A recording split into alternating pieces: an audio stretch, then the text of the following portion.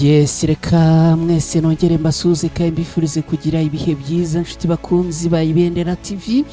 Ikaze makuru agezweho muri aka kanya n'amakuru agiye kwitsa no kwibanda mu burasirazuba bwa Repubulika Iharanira Demokarasi ya Kongo.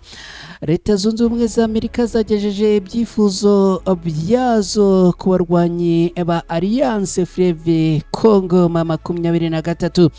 Uraza gusobanukirwa neza ibi byifuzo aba bagejeje ku ntare za Sarambwe. Ndaza kandi kukubwira ko ubu tuvugana ingabo za Kinshasa azubuye bitero ku barwanyi b'intare za Sarambwe mu bice bitandukanye bya Makobora ni muri Kivu y'Amajyepfo muri Repubulika Iharanira Demokarasi ya Kongo. Uraza kunyumva neza gatanu kuri gatanu bimbwire. Ndaza no kubwira kandi ko Leta Zunze Ubumwe za Amerika bari kumwe n'igihugu cy'Ubwongereza basabye Leta ya Kongo kugirana ibiganiro n'abarwanyi b'intare za Sarambwe. Ibi uraza kubyumva neza cyane nunkundira ukabana natwe hano ku Ibendera TV. Abanyekongo bahungiye mu Burundi bari mu kaga gakomeye cyane kugira ngo abahunguke bagaruke mu gihugu cyabo byabaye ingora bahizi kubera Kongo ku mupaka uhuza Repubulika Iharanira Demokarasi ya Kongo n'u Burundi. Ibintu byakomeye cyane uyu mupaka ngo wakubisweho cyangwa se wegetsweho ibigufuri. Aba baturage rero ngo kugira ngo bahunguke ibintu biragoranye kandi birakomeye. Ndaza kukujyana muri teritwari ya Rucuru ni muri Kivu y'Amajyaruguru muri Repubulika Iharanira Demokarasi ya Kongo. Nkubwire ko abaturage bari mu bwoba bwinshi cyane nyuma y'uko hagaragaye urupfu rutunguranye kandi rubabaje rw'agashinyaguro aho umugore yasanzwe hafi y'ikiraro cya Kizihiro yishwe mu buryo bubabaje kandi uteye agahinda gakomeye cyane. Uraza kubisobanukirwa gatanu kuri gatanu. Ndakubwira ko hano uraza kuhumvira ibintu utigeze wumva na gatoya cyane by'amatwi yawe atigeze yumva. Uraza kubyumva hano ku Ibendera TV. FARDC ubu tuvugana bongeye kugaba ibitero bya bombe z'imirambararo ahitwa Imikenke. Abaturage byifashe gute? Alliance Fleuve Congo mama 23 iravuga iki kuri ibi bitero bya FARDC nyuma y'uko abarwanyi b'intare za Sarambwe batangaje agahenge? Ibintu byakomeye ku ruhande rwa FARDC bo imirambararo ni yose ibintu byongeye gukomera no kuzamba ku mirongo y'urugamba. Ibi byose rero uraza kubisobanukirwa hano ku Ibendera TV. Reka nkubwire ko aha ni ku Ibendera TV, nitwa Umukada. Tugiye kwanzika mu kanya gatoya n'amakuru ku buryo burambuye. Amakuru yo kuri wa gatandatu tariki 20 ukuboza muri uyu mwaka 2025. Mwese nongeye kubaha ikaze. Ni munyemerere rero ibintu tubigenze gutya ubundi mu kanya ngaruke twinjira muri aya makuru ku buryo burambuye.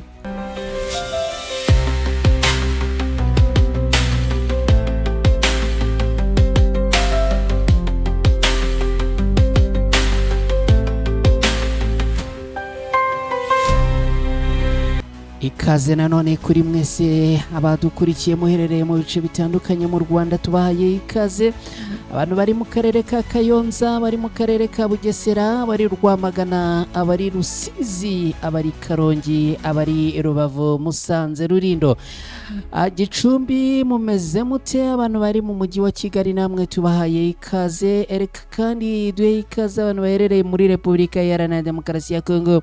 Abantu muherereye Kisangani mwaramutse gute? Abantu muherereye mu mujyi wa Uvira mumeze gute? Ariko muze no kutwandikira mutubwire uko ibintu byifashe aho ngaho muri ibyo bice aho muherereye. Ndashaka kandi guha ikaze abantu baherereye mu gihugu cy'Ubugande, abari mu Burundi, abari muri Kenya, abari muri Tanzania, abari muri Zambia, abari Sudani, abari Mozambique, abari Malawi, namwe mbahaye ikaze hano ku Ibendera TV. Abantu muherereye mu gihugu cy'Ubufaransa, bari muri Norvège, bari muri Canada, bari mu Buholandi, bari mu Bubiligi, abari muri leta zunze ubumwe za Amerika namwe mbahaye ikaze muri aya makuru n'amakuru twinjiyemo ku buryo burambuye. Ni munanyemerere kandi aya makuru duhite tuyanzikira kuri iyi nkuru. Ni inkuru itangirira cyangwa se itwerekeza ku mirongo y'urugamba. Ni munyemerere rero duhere kuri iyi nkuru ivuga ko ingabo za leta ya Kongo zubuye ibitero ku barwanyi b'intare za Sarambwe mu bice bya Makobora ni muri Repubulika Iharanira Demokarasi ya Kongo muri Kivu y'Amajyepfo muri iki gihugu. Umutwe wa Alliance Fleuve Congo 23 maze gutangaza ko mu gihe wo uri mu bihe byo gutanga agahenge mu rwego rwo guha amahirwe igarurwa ry'amahoro, ihuriro ry'ingabo zirwana ku ruhande rwa leta ya Kongo zo ntabwo ariko zibibona, ahubwo ngo zahise zica ruhinga inyuma zitangira kugaba ibitero ku birindiro by'abarwanyi b'intare za Sarambwe ndetse no mu duce dutuwe n'abaturage benshi. Alliance Fleuve Congo 23 ikaba yemeza ko yagabweho ibi bitero biciye mu itangazo abasohoye. Ni itangazo ryashyizwe ahagaragara na Lawrence Kanyuka n'umuvugizi wa Alliance Fleuve Congo 23 mu bya politiki, amaze kwemeza ko ibi bitero byabaye. Ikaba Alliance Fleuve Congo 23 ishinja ubutegetsi bwa Kinshasa kuba bukomeje gushyira mu bikorwa gahunda yabwo yo kurimbura ku buryo bunoze abenegihugu mu buryo bugaragara bunyuranije n'ibyo biyemeje. Alliance Fleuve Congo 23 ikaba imaze gusohora itangazo, akaba ari itangazo rivuga yuko guhera saa 11 za mu gitondo ingabo zirwana ku ruhande rwa leta ya Kongo zagabye ibitero zibifashijwemo na drone z'ubwiyahuzi zo mu bwoko bwa kamikaze n'ingabo zirwanira mu mazi. Ibitero ngo byibasiye ahantu hatuwe n'ibirindiro by'abarwanyi b'intare za Sarambwe biri mu gace ka Makobora ni muri Kivu y'Amajyepfo muri Repubulika Iharanira Demokarasi ya Kongo. Ni bitero Lawrence Kanyuka yavuze ko yavuze ko ibi bitero byaturukaga mujyi wa Baraka ni muri Kivu y'Amajyepfo.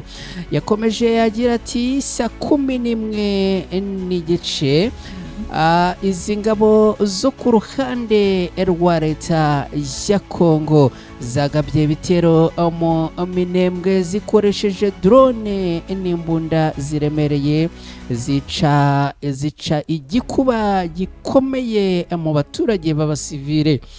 Alliance Fleuve Congo 23 iboneraho gusaba abaturage ba Kongo n'abafatanyabikorwa mpuzamahanga kuba abahamya abaye amakosa akorwa kenshi kandi ku bushake n'ibintu bica intege. Aya makosa rero ngo akaba arimo gukorwa n'abo ku ruhande rwa leta ya Kongo, akaba akomeje gukoma mu nkokora gahunda zo kurengera no guhagarika imirwano, ndetse akaba ari n'ubwicanyi bukomeje gukorerwa abaturage b'abasivile kandi b'inzirakarengane muri Repubulika Iharanira Demokarasi ya Kongo. Umutwe wa Alliance Fleuve Congo 23 washimangiye ko ibyo ingabo za leta ya Kongo zikomeje gukora abigaragaza ku buryo budashidikanywaho ko ubutegetsi bwa Kinshasa budashaka amahoro cyangwa bufite gahunda yo kurimbura abasivile. Aha Alliance Fleuve Congo igahamya yuko ubugizi bwa nabi itazigera ibwihanganira haba n'umunsi wa rimwe. Ibi bije nyuma y'uko abarwanyi b'intare za Sarambwe batangaje agahenge, bakavuga rero ko ngo abarwanyi bo ku ruhande rwa leta ya Kongo batangiye guca ruhinga nyuma bagatangira kugaba ibitero bigamije kwibasira ahari ibirindiro byabo, ariko kandi bakanabangamira abaturage. Dukomeje n'aya makuru, reka nkubwire ko leta zunze ubumwe za Amerika abagejeje ibyifuzo byabo kuri Alliance Fleuve Congo 23 baragaragaza rero ibirometero bifuza ko abarwanyi b'intare za Sarambwe bakwerekezamo mu gihe bavuye muri uyu mujyi wa Uvira. leta zunze ubumwe za Amerika zikaba zatangaje ko zifuza ko abarwanyi b'intare za Sarambwe Alliance Fleuve Congo M23 berekeza byibura mu birometero 75 uvuye mu mujyi wa Uvira. Amerika ibi yabisabye biciye muri ambasaderi wabo wungirije muri Loni ushinzwe ibibazo bya politike byihariye yitwa Jennifer Rosetta. Uyu mu ijambo yagejeje ku kanama ka Loni gashinzwe amahoro n'umutekano ku isi yavuze ko kuba Alliance Fleuve Congo M23 yaravuye mu mujyi wa Uvira bidahagije ko ahubwo ngo izi ndwanyi nyuma yo kuva muri uyu mujyi wa Uvira mu ntara Kivu y'Amajyepfo ngo bagomba kujya byibura mu birometero 75 kuvuga intera ingana na 75 kilometero 75 witeruye uyu mujyi wa Uvira. Uyu Jennifer yagira ati abarwanyi b'intare za Sarambwe bagomba guhita bavana ingabo muri Uvira bakajya byibura mu birometero 75 uvuye muri uyu mujyi, hanyuma bakanubahiriza ibyo biyemeje mu mahame shingiro basinyanye na leta ya Repubulika Iharanira Demokarasi ya Kongo kuwa 17 Ukuboza muri uyu mwaka w'2025 nibwo Alliance Fleuve Congo M23 yavanye ingabo zabo muri uyu mujyi wa Uvira nyuma yo kubisabwa na leta zunze ubumwe za Amerika.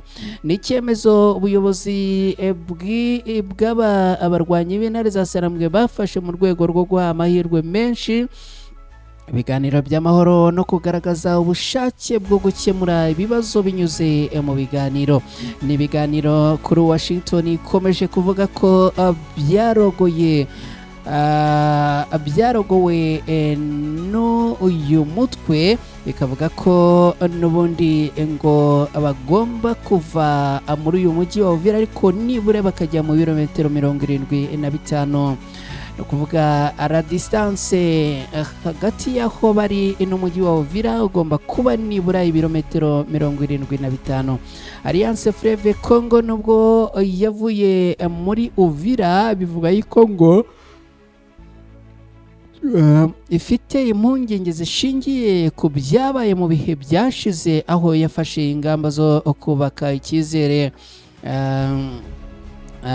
hanyuma rero abakava mu bice bari barimo abarwanyi b'igisirikare cya leta ya Congo FARDC na Wazalendo n'abandi bafatanyabikorwa babo bagasubira kwigarurira ibi bice, hanyuma rero bikongera bijyanye n'umutekano n'undi ku baturage bikongera bikazamba impfu zigakomeza n'ibindi bikorwa biganisha ku ihonyorwa ry'uburenganzira bwa muntu. Kubera iyo mpamvu rero Alliance Fleuve Congo irasaba abahuza gushyiraho ingamba zisobanutse zo gucunga umutekano wa Uvira nyuma yo kuhava.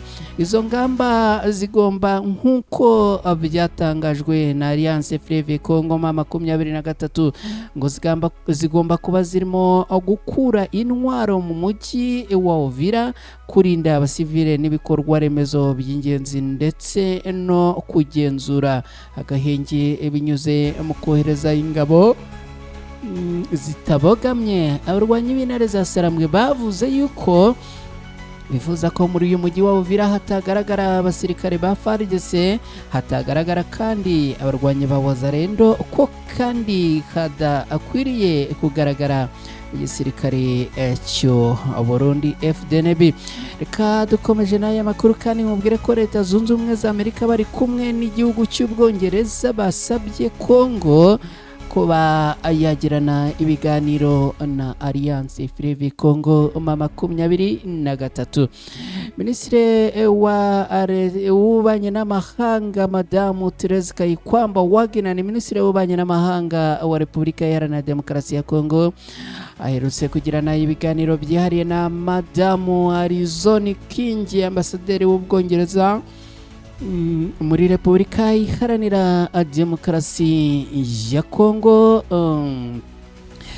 ndetse kandi na madamu Rasi Tamirini, ambasaderi wa Leta Zunze Ubumwe za Amerika wari ugeze ku mpera z'inshingano ze muri Repubulika Iharanira Demokarasi ya Kongo. Ubwo rero uyu Kayikwamba yaganiraga n'abadiplomate bamusabye yuko leta ya Repubulika Iharanira Demokarasi ya Kongo yagirana ibiganiro na Alliance Fleuve Congo, atari kubera inyungu z'uruhande rumwe, ahubwo ngo kubera inyungu z'abaturage muri rusange. Ibi biganiro by'aba bombi rero byagarutse ku bibazo bikomeye by'umutekano n'ububanyi n'amahanga mu burasirazuba bw'iki gihugu cya Repubulika Iharanira Demokarasi ya Kongo. Mu biganiro aba bombi bagiranye rero byagarutse ku isinywa ry'amasezerano y'amahoro ku mutekano muke ukomeje kugaragara mu gace ka Uvira bitewe n'ibitero bya Alliance Fleuve Congo 23, ndetse ngo no kwishyirwa mu bikorwa by'icyemezo cya 2773 cy'inama y'umutekano y'umuryango w'abibumbye. Minisitiri Kayikwamba Wagner yongeye gushimangira ko hakenewe ko ingabo za Alliance Fleuve Congo 23 zava bidatinze mu bice byose zafashe ku butaka bwa Repubulika Iharanira Demokarasi ya Kongo, ashimangira ko kubahiriza ubusugire bw'igihugu no umutekano w'akarere ari ingenzi cyane. Ku ruhande rwe, ambasaderi w'Ubwongereza yagaragaje ubushake bw'igihugu cye bwo gukomeza gushyigikira ingamba z'amahoro n'ibiganiro ku bufatanye na leta ya Kongo n'abafatanyabikorwa mpuzamahanga. Mu biganiro yagiranye kandi na ambasaderi wa Leta Zunze Ubumwe za Amerika, Minisitiri Kayikwamba Wagner yashimye umubano mwiza uri hagati ya Repubulika Iharanira Demokarasi ya Kongo na Amerika. Madamu Rasi Tamirini yongeye kwemeza ko Washington ikomeje gushyigikira Kinshasa, ashimangira ko Leta Zunze Ubumwe za Amerika zizahora ari umufatanyabikorwa wizewe ugira umutima uhamye kandi wiyemeje gushyigikira umutekano, ituze n'iterambere muri Repubulika Iharanira Demokarasi ya Kongo. Izi nama cyangwa se ibi biganiro by'aba bombi ziri mu murongo w'imbaraga mpuzamahanga, zikaba ngo zari zigamije kugabanya ubushyamirane bwa gisirikare mu burasirazuba bwa Repubulika Iharanira Demokarasi ya Kongo, ariko ngo no gushakira amahoro arambye akarere. Reka nkubwire ko nyuma y'ibi ngibi abanyekongo bahungiye mu Burundi barimo gutabazwa nyuma y'uko ngo ushatse gutaha cyangwa se guhunguka ava mu gihugu cy'u Burundi yerekeza muri Repubulika Iharanira Demokarasi ya Kongo ngo ntago byoroshye na gatoya, kubera ko umupaka ngo wakubisweho ibigufuri ku bijyanye n'uruhande rw'u Burundi. Mu yandi magambo, umupaka ngo urafunze. Ibi ni ibitangazwa n'abarwanyi ba Alliance Fleuve Congo 23, aho bavuga ko benshi mu baturage bifuza gutaha ku bushake bwabo bagaruka muri Repubulika Iharanira Demokarasi ya Kongo bavuye mu gihugu cy'u Burundi, ngo ntago barimo koroherezwa n'akana gatoya kubera ko ngo umupaka urafunze. Repubulika Iharanira Demokarasi ya Kongo, abaturage benshi barahunze, akaba ari abahunze bava mu mujyi wa Uvira, abavuye muri Sange, abavuye muri Ruvungi, abavuye Kamanyora no mu bice bihaturiye ubwo haberaga imirwano ikomeye cyane, imirwano yaje no kurengera abarwanyi b'intare za Sarambwe bigaruriye ibi bice. Abaturage rero ngo bahungiye mu gihugu cy'u Burundi ari benshi. Kuri ubu rero biravuga yuko abaturage ngo bafite ikibazo gikomeye cyane, kubera yuko ngo nta n'umwe urimo kwemererwa kuba yakongera gutahuka mu gihugu cye. Aba baturage rero bakavuga yuko ngo barimo kubangamirwa n'ubuyobozi bw'u Burundi inyuma yo gufunga imipaka. Alliance Fleuve Congo M23 ikaba ivuga ko bibabaje kubona abagore, abana n'abagabo bafite icyizere cyo gusubira mu miryango yabo no kongera kubaka ubuzima bwabo bari kwamburwa uburenganzira bw'ibanze bwo gutaha mu gihugu cyabo cy'amavuko mu buryo butekanye bufite icyubahiro kandi ku bushake bwabo. Alliance Fleuve Congo M23 ikaba yibutsa ko kugeza ubu ku mpamvu z'ubutabazi gusa yafashije abaturage mu Burundi barenga igihumbi gutaha ku bushake bwabo mu mwuka w'ubwuzuzanye, inshingano no kubahiriza amahame mpuzamahanga agenga ubutabazi. Ishingiye ku ihame ry'ubwuzuzanye, Alliance Fleuve Congo M23 irasaba ubuyobozi bw'u Burundi kwihutira kwemerera abaturage ba Congo bashaka gutaha mu gihugu cyabo bagataha mu mutekano ku bushake kandi babifashijwemo n'inzego zibishinzwe, hakubahirizwa amategeko mpuzamahanga agenga ubutabazi n'indangagaciro z'ububanyi n'amahanga. Reka nkujyane muri teritwari ya Rucuru, ni muri Kivu y'Amajyaruguru muri iki gihugu cya Repubulika Iharanira Demokarasi ya Kongo. Mbwire yuko umugore yasanzwe hafi y'ikiraro cya Kazihiro cyangwa se cya Kazihiro yishwe. Ubwo rero ni bwose mu baturage batuye muri ibi bice. Mu gitondo cyo ku munsi w'ejo bundi nibwo umurambo w'umugore wasanzwe mu gace ka Kazihiro hafi y'ahitwa Budeyi, ni mu kagari ka Bishusha muri teritwari ya Rucuru, ni mu ntara ya Kivu y'Amajyaruguru muri Repubulika Iharanira Demokarasi ya Kongo. Nk'uko bitangazwa n'amakuru atandukanye aturuka ahangaha, birumvikana ni mu baturage baturiye aho uyu nyakwigendera yasanzwe. Uyu mugore ngo yari afite imyaka igera kuri 35, akaba ngo yishwe hakoreshejwe intwaro gakondo. Bikaba bivuga ko ngo yishwe n'abantu bataramenyekana kugeza ubu ngubu. Mbere yuko uyu mugore yicwa, biravugwa ko ngo yabanje kujyanwa ahantu hatazwi, bituma abura mu buryo buteye impungenge. Iri burirwa ry'irengero y'uyu mugore rero ngo yaje kurangira umurambo we ubonetse yishwe, nubwo ngo mbere yari banje kujyanwa ahantu akazimira, bikaza kurangira rero birangiriye aho ngaho. Nyakwigendera ngo yari umubyeyi w'abana 4 kandi akaba ngo yakoraga akazi k'ubuhinzi. Yarazwi cyane mu mudugudu atuyemo kubera uruhare rwe ngo aho kubura kwe kwabanje guteza impungenge. Nyuma y'iminsi mikeya akaza rero kugaragara n'ubundi byarangiye aho rero n'ubundi abantu batari bake bakomeje kugaragaza akababaro n'agahinda baterwa n'urupfu rw'inyakwigendera. Bivuga yuko yagaragaye yapfuye, ariko ngo mbere yo kwicwa akaba yarabanje gushinyarugurirwa, dore ko yishwe hakoreshejwe intwaro gakondo nk'uko mu kanya nari mbivuze haruguru. Reka kandi nkubwire ko igisirikare cya leta ya Congo FARDC bongeye kugaba ibitero bya bombe kabutindi ahitwa Imikenke.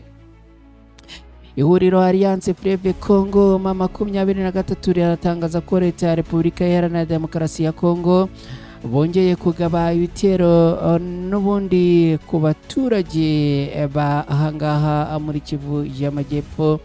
Ni ibintu rero leta ya Repubulika Iharanira Demokarasi ya Kongo bivuga yuko ikomeje kwirengagiza uburinzi n'ubusugire bwa abaturage. Ihuriro Alliance Fleuve Congo M23 rero rikaba rishinja abasirikare bo ku ruhande rwa leta ya Kongo ku bufatanye na Wazalendo FARDC n'abasirikare b'u Burundi ngo akomeje kugenda bagaba ibitero bya bombe ku mudugudu wa Kikenge, ni umudugudu uherereye mu gace ka Minembwe ku misozi miremire ya Kivu y'Amajyepfo mu burasirazuba bwa Repubulika Iharanira Demokarasi ya Kongo.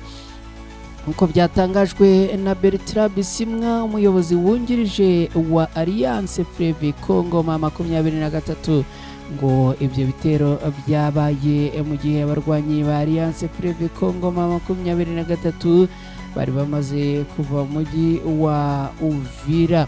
Mu itangazo yagiye ahagaragara, Lawrence Kanyuka agira ati kuva saa 12:38 za mu gitondo kuri uyu munsi nibwo habayeho kurasa no kugaba ibitero mu gace ka Mikenke, akaba ngo hari kugabwa ibitero biremereye cyane, aho izi ngabo zo ku ruhande rwa leta ya Kongo zirimo gukoresha amadrone. Kugeza ubu rero ibintu bikaba bikomeje kuzamba. Aya makuru akaba aje mu gihe hari impinduka zihuse mu miterere y'ingabo ziri ku rugamba, aho ku wa kane abarwanyi b'umutwe wa Twirwaneho ufatanya na Alliance Fleuve Congo M23 batangaje ko bafashe ubugenzuzi bw'utugari dutandukanye two muri mu bice bitandukanye, harimo Kirungwa, hakabamo Munanira, hakabamo Munde. Utu tugari rero twose tayari twaracakiwe n'abarwanyi b'intare za Sarambwe. Ku rundi ruhande, guverinoma ya Repubulika Iharanira Demokarasi ya Kongo biciye muri Kivu y'Amajyepfo, biciye muri guverineri w'intara wa Kivu y'Amajyepfo, yamaganye bikomeye mu itangazo yasohoye ku wa kane byatangajwe na Alliance Fleuve Congo M23, bikaba bivuga ko uyu yavuye mu mujyi wa Uvira.